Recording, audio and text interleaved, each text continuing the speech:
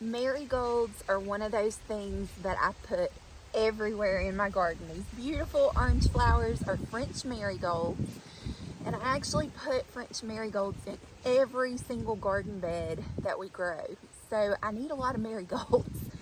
The reason that I love these so much is they are a natural pest deterrent.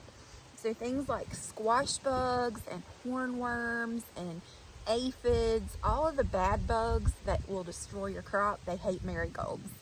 So when you add marigolds around those things, it actually protects your vegetable plants so you get a better harvest. Plus, they're absolutely beautiful and they add a pop of color to the garden and they attract the bees and the butterflies and all of the pollinators. So today we're actually saving some marigold seeds for next year so that we don't have to buy more, because remember, if we will save our own seeds, then we don't have to buy seeds every year. You just buy a variety once and you have it forever. You do need to make sure you're using an heirloom variety and not a hybrid if you're going to save seeds from year to year. So today I want to just show you how to save marigold seeds. This is a really simple process. People can be very intimidated by seed saving, but I have found it's actually pretty simple.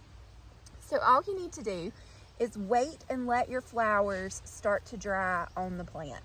So I'm going to grab a dried one here so I can show you what I'm talking about. Okay, you're going to pinch it off. So there's our dried up flower. See that? Let me show you how you take this apart and you find all of the little seeds that are inside. So if we pull apart our little flower here, very carefully, you want to kind of pull the petals away like that. I'm just removing those dried orange petals off the top. Okay, now all we've got is the little kind of tip of the flower blossom. Then we're going to pull that apart very carefully. You might want to do this over a table just in case you drop them, because there's a lot of seeds in every tiny little flower. So let's pull them out here and I'll show you what I mean. So inside of the little flower head, we have all of these. So this is what the marigold seeds are going to look like. It's like this long, so tiny, it's hard to even show you. There's a dark end and then there's like this little white tip on it. You see that? The dark part there is the actual marigold seed. But you just keep this whole thing intact and you plant that whole thing. So in one little flower head, there's probably 50 seeds, okay? It's a ton of marigold seeds. And so next year, when I'm ready to grow marigolds, you can do it a couple of ways. You can direct sow these, where you actually plant your seeds directly into your garden in the spots you want marigolds to grow.